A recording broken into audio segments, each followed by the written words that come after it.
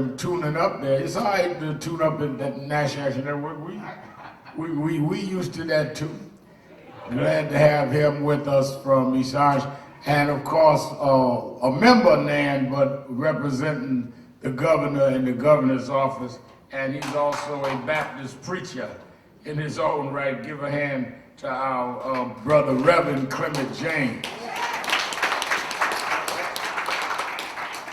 Let me say, first of all, that as New York State and city and nation deals with the vaccine access and the question of COVID-19, that many of our churches are now doing it. We fought to get sites. There's a pop-up site today at 1 Corinthian Baptist Church. Reverend Warren, who is Walron. I always get Walnut and Warren mixed up, both of them Morehouse men. But Reverend Michael Warron, who's a member of our national board, has a pop-up at 1 Corinthian and Convent Avenue, other churches. As you know, I've been working with Choose a Healthy Life, co-chaired by Reverend Butts and I, and we've been doing it in 5 cities. And this week I went and did my shot. And I was in Atlanta yesterday. God told me that he saw me on the news getting my shot, that he believes all these conspiracy theories and blah, blah, blah, blah. So I said, well, you believe what you believe. I said, let me give you a news flash. This is my arm. I did not put your arm in front of the needle. So the issue is, everybody should have access, and then everybody should be able to make their own decision. That's the issue. I am a grown man. I look crazy sitting there arguing with you at my age about what I'm going to do to my body. Let's start there. Now, we can discuss stuff, but we're not going to discuss whether or not I'm going to get a vaccine on my body. That is out of the discussion. So if you hear anybody ask why Reverend Al did that, tell them going to the next thing. Because we're not into that. That's like me asking you why you do what you do. That's your decision. What I think the governor and others had a responsibility to do and have done it, which is why Clement is here, is make sure it is available to all of us. Our problem is that it was not accessible to everybody.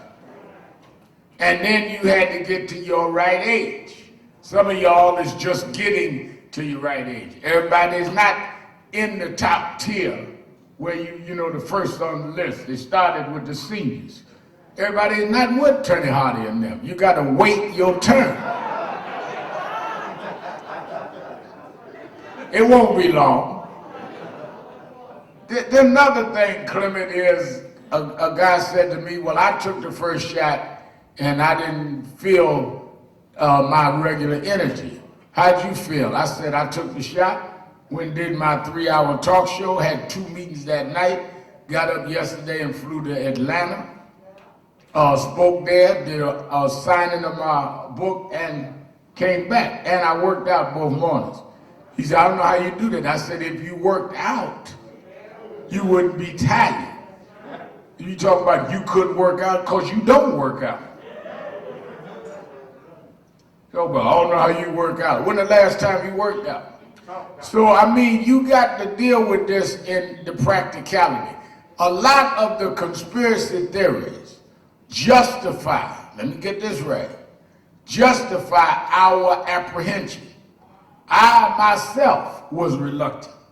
But the more the science came out, and the more I saw people that I trust, Dr. Kizzy Corbett, who is a black woman, helped to put the vaccine together. I do not believe that she's conspiring to kill black folks. I don't believe that. Now, you can believe what you want. I don't believe that. The other thing is that if you're going to believe conspiracies, get your conspiracy right. Some of y'all got the wrong conspiracy for this. What do you mean, Reverend Mal? Some of y'all using Tuskegee. That don't fit here. Tuskegee is when they allowed us to continue to have syphilis and didn't give us the vaccine of penicillin. Not that they gave us a bad vaccine, they wouldn't give us the vaccine. So get you another one that fits this. This ain't about them giving us something, it's about them not giving us something. Figure I'd tell y'all all this morning since y'all arguing about my arm. I ain't never. Now, the other thing that I don't fit, and Clement can't say this because he worked with the governor and all that, and they got to go through all that procedure and clear everything and all that. I ain't got to clear nothing with nobody but Marcus Al, and he ain't but two, and he don't know what I'm saying no how. So he just told me, go on out there and say what you got to say. I don't believe that with 500,000 people dead in this country, disproportionately black, that all of those whites died to set us up. I don't believe that. Now, if it was only geared toward us, you might have some more credibility. But you telling me all these whites that have died from coronavirus was only dead because they were trying to get to you. I mean, it makes sense to me when you talk. Oh no, they're trying to set us up. In Tuskegee experiment, it was only us. That's it. This is not only us, and they were trying to keep the vaccine away from us. That's it. Now, so that's all I'm going to say on that. This evening, I've got the vice president on my show. I taped a long segment, and we're going to talk about that.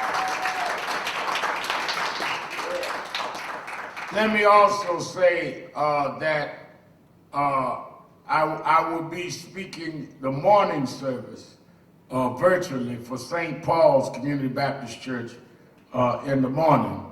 And I'm very happy to be part of the service, Reverend Brawley in East New York. And I'll be with him in the morning before my regular Sunday morning broadcast. I also want to thank all of you that came down last Sunday with us to stand up. Let's welcome our Impact Television family all over the country. I want to welcome, I want to thank all of you that came down last Sunday for the press conference at Foley Square and stood against the hate attacks on the Asian American community and the case of Andre Hill. Give yourselves a hand. Now, on March 8th, which is week after next, they start jury selection on the policeman that killed George Floyd in Minneapolis. And then it will take about 2 to 3 weeks to select the jury. And then the trial will start. The family of George Floyd and Attorney Crump, who was here last Saturday, and I will be in Minneapolis when the trial starts and throughout most of the duration. We want to follow that up. This week, civil rights leaders, head of the NAACP, head of the National Urban League, Legal Defense Fund, me as head of NAN, and others held a press conference on the George Floyd bill. Now, Congresswoman Barbara Lee has reintroduced the bill in the House of Representatives and then wants to send it on to the Senate. We need to, in the middle of the selection of the jury and of the trial, need to be clearly saying to the Senate, while a jury is dealing with the criminality of what happened to George Floyd, you must legislate so that we have policing change as a result of the George Floyd movement. Legislation must go with demonstration. You can't just demonstrate and not lead it to legislate, because you'll never stop having to demonstrate.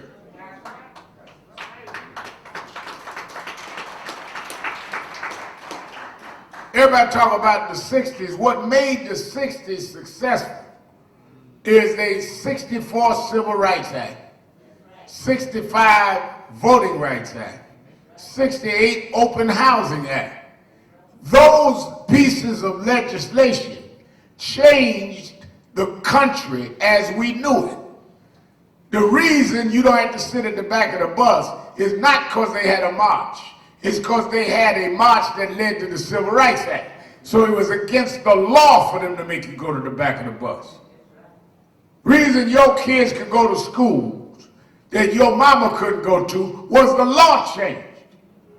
A lot of us get caught in the moment and romanticize the moment. I marched in Washington, I marched in Minneapolis, But if it didn't lead to a permanent legislative change, it will only last for a moment. Now we need those moments to lead to the change, but don't get stuck there.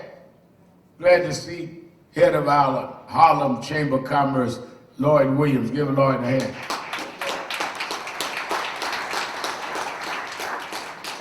A lot of us don't understand that it needs the continuity of movement. At the end of the day, we would not be romanticizing the 60s if they hadn't changed the law, because we'd still be in the back of the bus.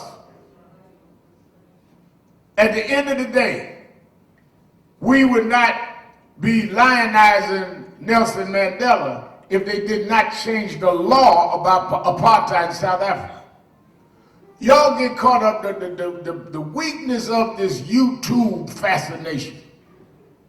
Is y'all get caught up on who got the best soundbite or who can say the most provocative thing. You know, that's why I try to not watch a lot of it, because you get one activist trying to out provocative talk the other one. And you have a contest on who can cuss out white folks. I call them this, well, I'll call them that, or I call them this, I call them, and I got a lot of likes on calling them this, and I got, what about the change that people need? I got all these hits, and that's all we got. It's some hits on your YouTube. But they still hitting us upside the head with billy clubs. We need to change the laws.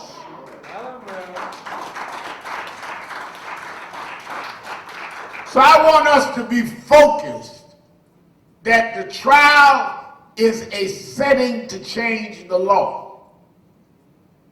Right now, 2 o'clock this morning, the Congress passed Biden's COVID-19 relief bill. In the bill is $15 an hour minimum wage. There are those in the Senate that say they can't vote for $15 minimum wage. That I think Joe Manchin of West Virginia said that my businesses can't survive that. Well, the issue is, how can people survive without a livable wage? You can't take care of a family making $7 an hour. You can't live in most cities on a $15,000 a year salary. And the minimum wage must be raised to the minimal standards of this time.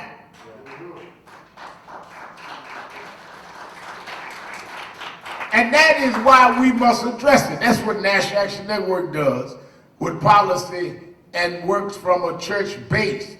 Work with everybody. You could be in the church or not, but this is the organization's base. That's why I say, Reverend Jordan, you can hoop in here. This is a church-based group. Now, we got folk, every religion come, atheists and all that, but they understand where they came. Amen. I remember when we were at Madison Avenue before they had the fire and we had to move here. Guy came up the stairs, said to me, Reverend Al, I love your rallies if y'all would leave all that stuff out about Jesus. I said, well, you at the wrong place. I said, you confused. There is another rally 5 blocks up. Turn left, walk 3 more blocks. They have the anti-Jesus rally and activists. That's where you belong. I ain't never been caught up in everybody going with me. I told you years ago, guys jumped up on WLIB, said, Al Sharpton ain't my leader. I ain't trying to, please tell everybody I ain't leading you. The crazy as you act, I want them to know I ain't got nothing to do with it. In fact, you come Saturday morning, I'll let you speak on the air and tell folk I ain't got nothing to do with you. Because that mess you talking, I don't agree with in my sleep. In a nightmare, I don't agree with that. That's what's wrong with a lot of folk. They want everybody to be with them. Everybody can't be with you if you right. Because everybody ain't right. You hurt my feelings. We've got to be strong enough to represent our point of view and who we are and who we are not. So I want us to really stay on this whole question of minimum wage. I want our ministers to preach about that. You cannot tell our people that bring in your tithes and offering and not be concerned about the minimum wage that they have to work for to take care of their families and take care of their tithes and offerings. The other point I want to raise is that in the Texas-Mississippi storms, I was watching the television that all these people with no power can't turn on lights for days, could not get food for days, could not use drinking water for days, couldn't have water for days. I called our national board member, Reverend Terry Anderson in Houston, and they were giving out water. We said we'll send some money to help. Called Reverend Freddie Haynes at Friendship West Baptist in Dallas. They had started driving. We sent some money from National. In the middle of all of that, Ted Cruz, the senator of Texas, decides that he's going to Cancun, Mexico, on a holiday weekend, a vacation weekend, where they got the lights and the power on. And when they asked him why he was going, when he got caught, he didn't have no announcement now. They didn't announce he was going, none of that. But when he got caught, he used the excuse of his children, his two daughters. Now you talking about a real person with no backbone is when you're going to throw your children in front of the bus.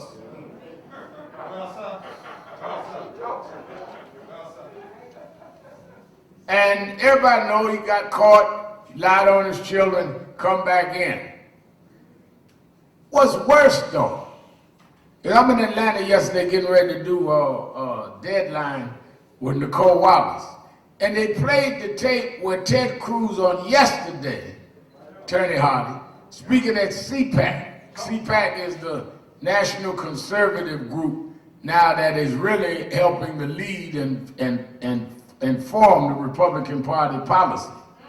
He spoke there yesterday and cracked a joke about him going to Cancun. He doesn't even have the decency to be shamed. And I raise that to show you how extreme our politics has gotten. We're looking at the normalizing of crazy and despicable kind of politics. They've normalized it. Trump has got lying normalized. You know, folks used to lie and feel funny. Yeah. You got lies out here now that can pass lie detector tests because they don't even jump. Yeah.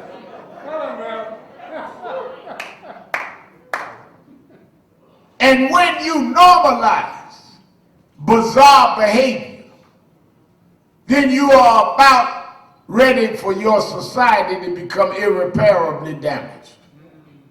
In your own life, there's going to be right and wrong, but don't normalize your wrong. It's bad to do wrong. It's worse to not even acknowledge that you're wrong. Bad to make a mistake, It's worse when you can't accept you made a mistake. That's it. That's it. Make a mistake, own it, resolve it, correct it, and move on. But don't strive and sit up and convince folk that what you did was not a mistake. Like, one sign of immaturity is when you can't say I'm wrong. That's it. I mean, folk was wrong 20 years ago, still trying to justify something that 20 years ago they did that everybody knows since and beyond that they were wrong. This is what we're dealing with this politic of Trump. And Trump speaking there tomorrow, ain't no telling what he's gonna say. They brought in a golden statue of him.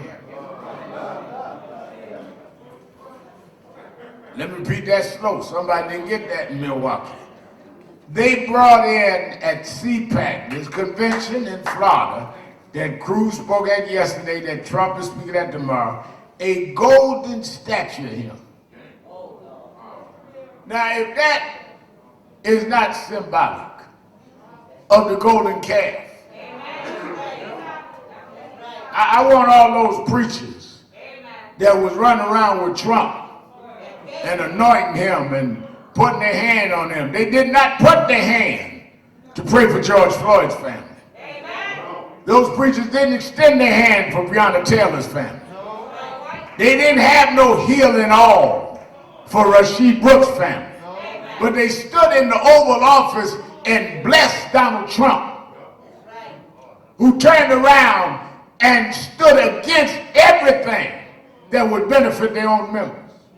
Now they got a golden image, idolatry to the max.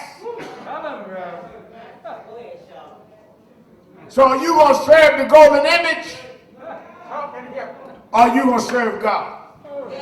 Choose ye this day. You got to decide where you're going to go. What kind of mentality would make somebody or allow somebody to make a golden image of them? Think about that.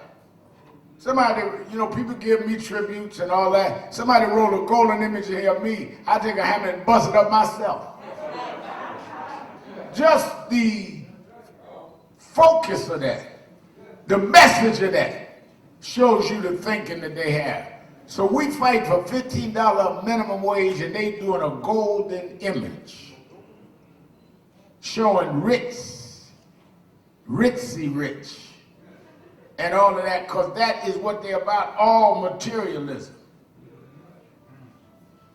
That's why even in this fight on vaccinations, to making sure that everybody has equal access to decide what they want to do or not, that is why I tell people that deny the science, that you are not doing the black thing, you're doing the Trump thing. Trump was the one that denied the science now.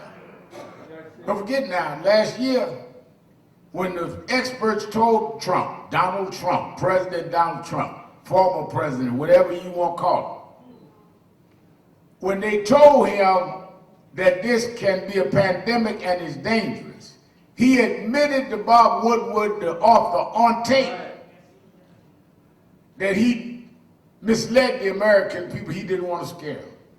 Which meant that if he had accelerated what needed to be done at that time in testing, we may not have had 500,000 people dead. So when you're going around here with your Ungawa theory, you are Donald Trump in the black community. Tell him that. You agreeing with him. Tell him that. Our access is our right. All over the world, they're trying to get access. South Africa, I was talking to some people in South Africa. I'm getting ready to keynote another virtual conference there. They're trying to get all of it. Let us not let these states and cities not make sure that our communities have the access. And anyone you know that talk about, well, I don't believe in vaccines, all that, good.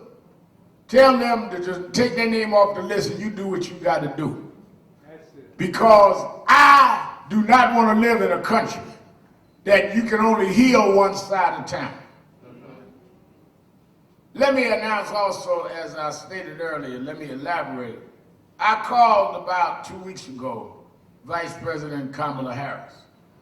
And I said that being that this is Black History Month, and you are the first black woman, first woman of any race, and first woman of South Pacific descent to be vice president, I would like to close Black History Month on Politics Nation, my MSNBC show, by talking to you about Black history and other issues. Her people got back to me and said she'd be glad to do it. She's not done a sit-down interview as vice president. She's done a few quips here and there. And we arranged that she went to the ceremonial room in the White House. And this was the first interview she did, and I'm gonna air the whole interview tonight on my Politics Nation show, 5 p.m. Eastern time on MSNBC. One of the things that you'll see, I'm not gonna give away the whole interview because I want y'all to see it. And y'all might as well go home and watch it. It's raining out there. Get your hair done Monday because you get it done today, it's gonna rain on it anyhow. Be happy and nappy for the weekend because it's raining all weekend.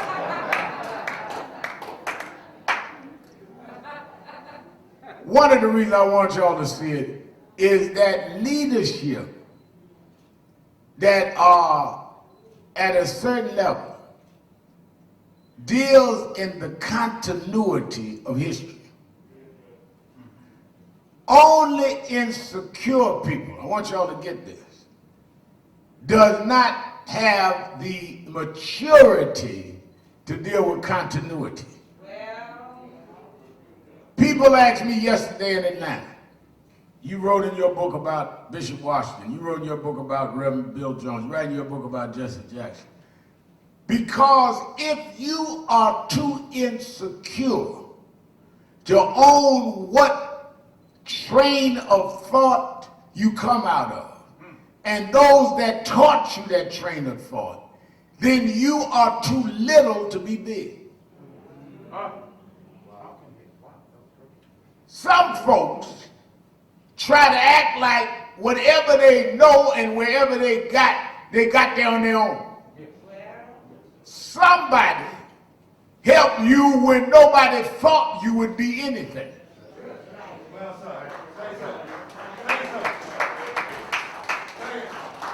Some folk invested in you, gave you a break, put you on a microphone, put you on the stage, whatever it is, when nobody thought you could be anything.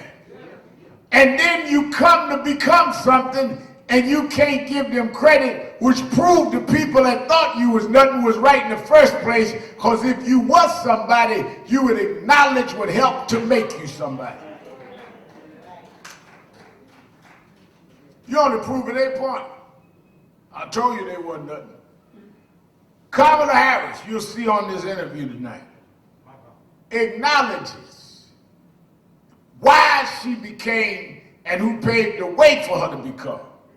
One thing that I don't think a lot of us get, and I want our young folk that are here this morning and are watching, not only is she the first black, first woman, first South Pacific, she is the first person to go to the White House as president or vice president that graduated in HBCU.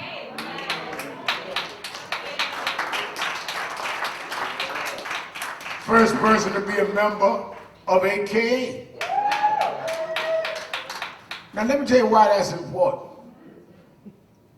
We started breaking through, Reverend Jordan, politically in the late 60s, early 70s. Yes, sir. I think it's about 68. Carl Stokes won, Mayor Cleveland.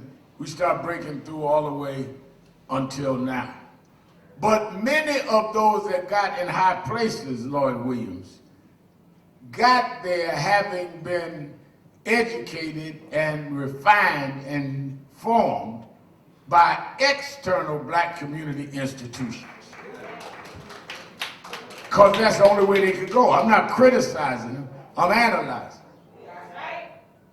So they said, yeah, I made it, and I went to this Ivy League school.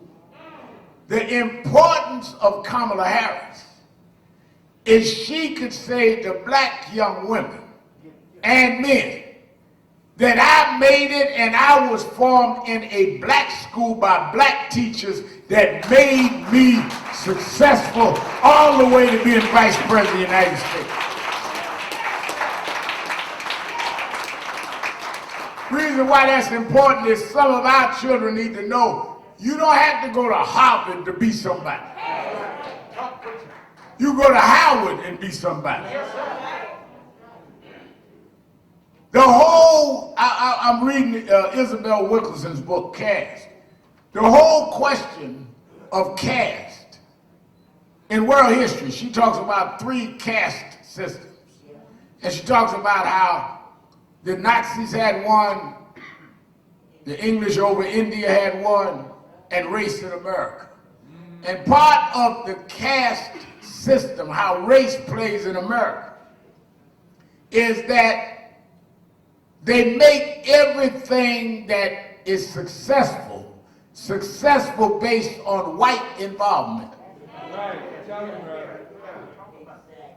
See, a lot of y'all use the term white supremacy, but don't understand what white supremacy means. White supremacy means that they're superior, and the few blacks that break through only break through because they trained them.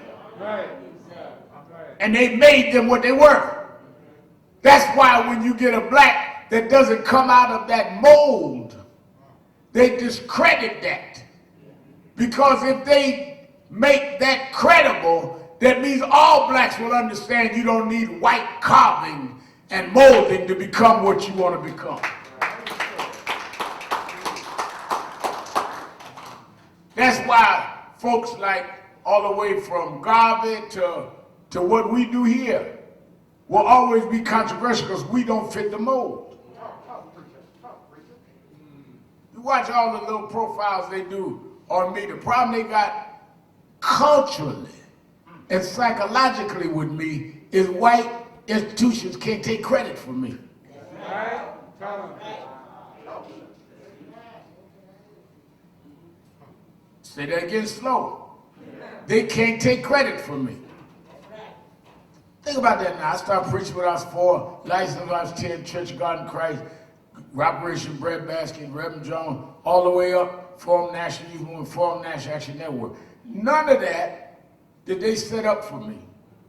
None of that did they set for me. So me being able to survive and thrive and not having any of their sanction or involvement, it doesn't make me anti-white. It makes me say to my grandson and everybody else's that you can make it if God is on your side, and you don't need other people's permission, forming and accrediting you. Just stand up and be that anyhow.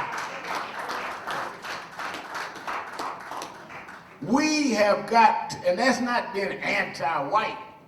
That's being anti-white supremacy. Amen. So when I talk to some folks, first thing they said to me, Rebel, where were you trained? Trained in black church, where was you trained?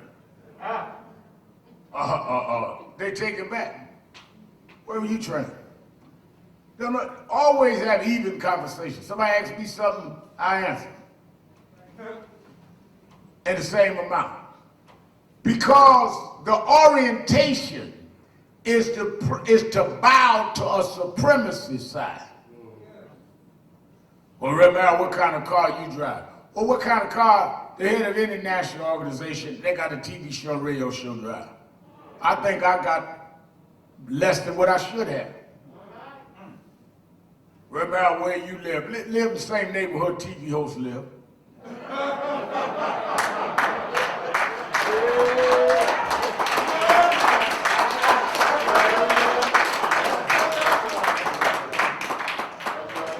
Don't bow to people bringing you beneath what they think you ought to have based on white supremacy.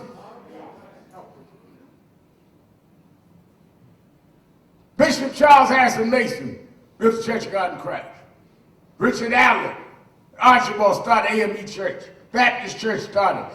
It took more for them to build worldwide church-based organizations because they built it coming right out of slavery when blacks were still subjected to Jim Crow, which means that they must have been as good or better than other church folk who didn't have to go against the same barriers. That's why I admire Jim Brown, who I had on my shirt the other week, and others. They had to excel more to get to the same place in athletics and in other areas. I tell y'all the story every now and then. When I ran for president in 2004, we had a debate one night at Ford Theater in Detroit, Michigan. I'll never forget it. And I'm up there debating. Governor Graham, Florida was running, Senator Kerry, Senator John Edwards, all of Lieberman, all of them running. We debated. And I had a good night. And I was coming off the stage, Lord. Reporter said to me from the Detroit Free Press, said, Rem Al? I said, yeah. Says, I think you did pretty good. I said, well, thank you. He said, no, I think you won the debate. I said, well, thank you. And I'm trying to move on wherever I was going. He said, you ought to be proud of yourself. And that's when I stopped. I said, what do you say? He said, you ought to be proud of yourself. I said, what you mean by that? He said, you stand up there debating with governors and senators and holding your own. Yeah. I said, well, let me tell you something. Yeah. Everybody on that stage was born on first base. All they needed was a couple of hits to get home. I wasn't born in the stadium. I had to fight my way through the parking lot, then up to the bleachers and down through the stands, and then get to first, second, and third base. If they had to come from where I started, they wouldn't have been on that stage. If they had to stand in line with food stamps to get their meal at night, they wouldn't have made it to that stage. If they had to wait the 1st and the 16th of every month by the mailbox to make sure that nobody broke in the mailbox to get your welfare check, they might not have been on that stage. So I'm not proud to be up there with them. They ought to be proud to be up there with me.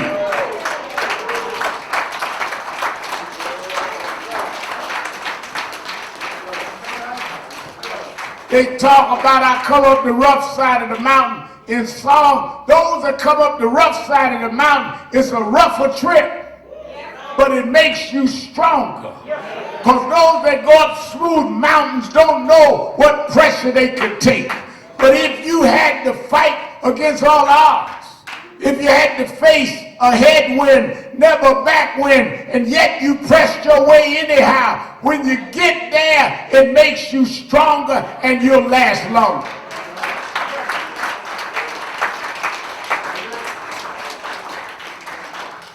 Quit, stop being ashamed of your journey. Embrace your journey. Stop letting folks put you down. Whatever errors you made, you were able to survive them. Every time you slipped and fell, you got back up. I teased Congressman Tim Ryan, who ran for president, spoke at National Action Network's convention 2019. And I tease him all the time. We text back and forth when he told that story that I'd never heard about Muhammad Ali. And Ali and I were friendly, but I never heard this story. He said that there was a guy that came up to Muhammad Ali. Ali was standing on the street somewhere getting ready to get with his entourage in a car, and a man said, Ali, I was there tonight that you got knocked out. And Ali stopped and looked at him and said, wasn't me? He said, no, no, no, no. I was there. Man knocked you out. Ali said, wasn't me. I said, Ali, I was at ringside. I had a ringside seat, paid a lot of money, saw the guy hit you and knocked you out. He said, wasn't me. Only time you will see me in the ring is I am either getting up or already got up. You ain't never seen me down. And that's how you got to look at your life. It's sometime when you fell down and was falling down to get back up. Don't rest while you down. Don't relax while you down. Don't wallow while you down. Don't let folks judge you by you down. Folk always coming, I knew you when, yeah, and I got up. Tell the whole story. You knew when I was down and I was getting up when you saw me down. That was wrong with the man at the well. I talked about the other week, man at the well complaining about he'd been there 38 years. Jesus didn't put no mojo on him. Jesus don't pick up your bed and walk. You keep laying around feeling sorry for yourself. People jumping over you getting healed and you running around having a pity party. Ain't nobody pitying you, but somebody as pitiful as you. Ain't it a shame? Yeah, it's a shame. Man, what they do to us, me too. I don't want no pity folk around me. I don't want to exchange pitiful stories. I want to be around people that triumph, even in the face of adversity. People that seek power, even in their weakness. People that know that God is able, even if you don't feel strong. That's why we need, as I said, we need those that embrace their lineage and embrace the circumstances that lead to them, that validate them now. I laugh sometimes when I hear some people talk about Malcolm. And then I talk to Lloyd Williams, who was Malcolm's godson, who knows the struggle. Brother Bentley, who was Sister Lamb, who was there at the Audubon the day Malcolm was killed. How you gonna out Malcolm the folk that was with Malcolm? And maybe if your insecure ego was not so out of bounds, you could learn from them. They'll help teach you how to be a better Malcolmite if that's what you want to be. I often think about, and I'll let you go on this, because my message today is make sure you hooked into some lineage and give credit in Black History Month. The coming out of Black History Month 21 is give credit to those that paved the way so you can better walk the path.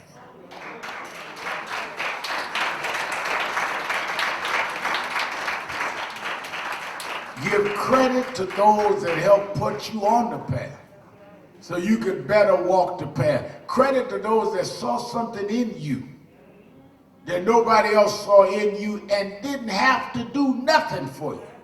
But they had to do it for the cause, otherwise they were insecure too. I often think about that part of the scripture, Reverend Jordan, where they have Joshua, and he's at the Red Sea. And then 40-some years later, he's at the Jordan. We know the whole story. Got to the Jordan River. And again, they needed the intervention of God to get across the Jordan, to get to the Promised Land. And he stretched out his rod like Moses. He knew what to do because he was there with Moses. And he's an older man now. And he opened up the Jordan, and they marched across, and they picked up 12 stones so that when the children asked, what do these stones mean, they could tell the story. And I always preach about those stones. But let me raise this point. I wonder if any of those that marched across the Jordan, some of the older folks, some of the elders, were also there to march across the Red Sea. And if you march in Clement, put yourself, Clement James, in the Jordan. And God done opened up the water. Yes. And you going and you're marching next to somebody that had also marched across the Red Sea. Yes. Rather than condemn them as, oh, that's old school, we don't want the old folk leading us to the promised land. You ought to exchange information from them. Rather than mock them that they can't walk as fast as you, that their knees seem to be a little weak. You ought to praise them, because had they not walked across the Red Sea, you'd have never got to the Jordan. There's nothing more ignorant than folk mocking folk at the Jordan who was at the Red Sea like you got to the Jordan by yourself. Reason you got to the Jordan is some folk walked out of Pharaoh's empire. Only the blood of the Lamb gave them a way out. And they stood in the wilderness with doubt all around and walked through that Red Sea. It didn't take as much faith at the Jordan than it did at the Red Sea, because it never happened before. But the reason you could believe the Jordan is you knew what he did at the Red Sea. That's why I'm saying, some of us that have been around long enough to see when we first elected a Carl Stokes in Cleveland, or Richard Hatcher in Gary, on to a Harold Washington in Chicago, or David Dinkins in New York. Some of us that was there when the year they elected Dave Dinkins, they'd killed Yusuf Hawkins. We look at Barack Obama and Kamala Harris as the result of some Red Sea crossing. Y'all are some Obama activists, but some of us know how Obama got to be an Obama.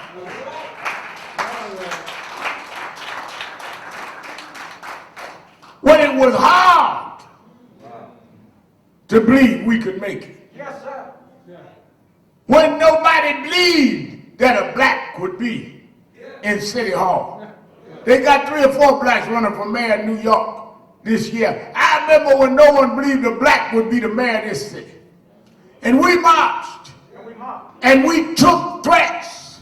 I took a knife in my chest. They threw eggs at us and watermelons.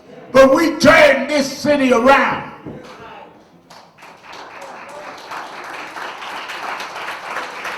And now you gonna come to the Jordan saying you don't want no Red Sea folks with you, like you got here by yourself. You gonna tweet a movement. When we had to march and be mocked, you sitting home tweeting, taking pictures of yourself on Instagram, fantasizing a movement, got a screen behind you, acting like a movement because you got some people on the screen. We had to get real people to pay real prices. And if you mean anything with those stones, the stones represent not just those that crossed the Jordan, but those that crossed the Red Sea. Joshua had enough sense to understand there wouldn't have been a Joshua without a Moses.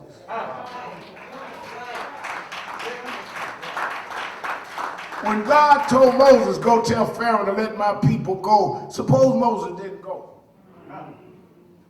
Joshua was the continuation of an exodus. Joshua was bringing the people to a promised land that Moses and that generation started. You trying to get people to a land that you didn't know was there. That's what Black History Month is. It's knowing that, yes, we got a kids at COVID during the vaccine in 2021. But it was George Washington Carver that took a peanut and showed how blacks could do the research and invent things that nobody thought we could invent. Yes, we got Harvard professors. Yes, we got Princeton chairmen of departments. But it was those that took black church basements and built black colleges colleges in the basement of a black church and taught us how to read and write when just 20 years before it was against the law to read and write. This is a road that goes back longer than you. And that's why you ought to pose and tell the story. We ought to stop and tell the story. How we overcome. I love that song Aretha used to sing, How I Got Over. How I got over. My soul. Why my soul? Because my eyes can't see that far. But my soul looks back and wonders how I got over. And I know I didn't get over by myself. I know that it was some faith that gave me the strength to believe what I couldn't see, but believe it anyhow. You might be shame of mama, you might be shame of grandma, but they taught us the things we needed to know to get through. Anybody ashamed of their past is going to have a crash in their future. Leave you this, I got on the plane last night, headed back to New York. And they had on the plane selection of movies you could watch. And I was listening while I was waiting on the plane, I was listening with my iPad to some of the audio book I was saying of Wilkerson. But I decided I was going to look at what this movie selection was. I got a 2-hour flight, Atlanta to New York, gonna get here late, trying to be at the rally here this morning. And they had a movie that Cynthia Erivo, show you how much I watch movies. Cynthia Erivo, who also starred on Broadway, I went to see her, she's a very nice person. She played Harriet Tubman. And I decided I was gonna watch a little of this flying into New York. And a guy crossed the aisle from me, said to me, Reverend Al, she's a great actress, I see what you watch. I said, yeah. He says, you've been around James Brown, you've been around other artists. What advice would you give me? I'm into hip hop. I said, the advice I would give you is know your art, plan your business, and know where you want to end up at the end of the journey. Because all of it don't last forever. I had just done the show from Atlanta with Bootsy Collins and I was on Iron Melvin. Some of y'all might have saw it. Young folk today don't know who Bootsy is. It don't last forever. I said, like we on this plane, I said, let me tell you something. I have flown on 707s, 767s, 747s, private planes, turbojets, all that stuff. He said, yeah. I said, but you know the most important thing I want to know when I get in a plane? He said, what? I said, where are we going to land? Because I don't care how good the plane is. And I don't care how great the pilot is. You got to land somewhere. Because if you don't have a landing field, if you don't have an airport to land in, I don't care how much you know you will run out of gas and crash. Crashing is for those that fly with no airports. And airports come from those that build somewhere for you to land. And that's what Black history does. It teaches you not only how to take off, but it teaches you how to land and pass it on to the next generation. That's why I believe in the continuity of history and the continuity of what we're doing. That's why it says, if I be lifted up, not you and your ego, not you and your face page, not you and your likes on Instagram. If I be lifted up, I'll draw all men unto me. Let us connect Black history into a Black future. Let us continue the struggle that started before us. Let us know it didn't begin with us, but it won't end with us. But we're going to run our lap so children unborn will be studying us one day and say, even in a pandemic, they stood up. Even when they couldn't come outside, they stood up. Even when they said don't march, they put the mask on their face and gloves on their hand and marched anyhow. Even when people say it's dangerous, they say we come from danger. Up, you mighty race. Up, you mighty race. Up, you mighty race. You can, if you will. Through it all. Through it all. Through it all. I've learned to trust in Jesus. I've learned to trust in God. Through it all. Through it all. I've learned to depend on His word. Through it all,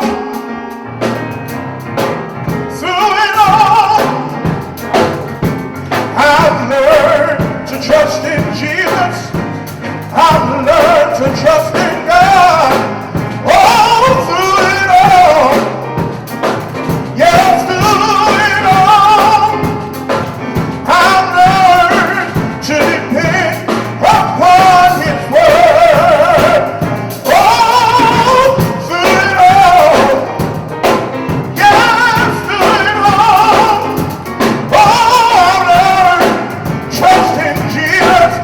I've learned to trust in God. Yes, through it all, yes, through it all, I've learned to depend upon His word. Oh, Lord, through it all, I've learned trust in Jesus. I've learned to trust in God. Oh, through it all, I've learned to depend upon His word. Everybody's singing.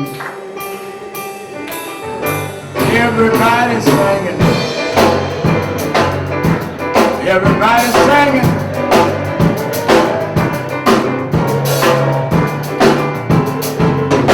Everybody's singing. Sing it like you mean it. Sing it like you mean it.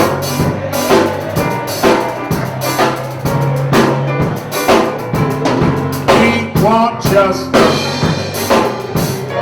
We want freedom. Everybody's singing.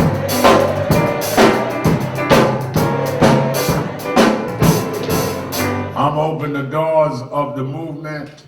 There may be someone here today at the House of Justice or someone listening by radio that has not joined the National Action Network.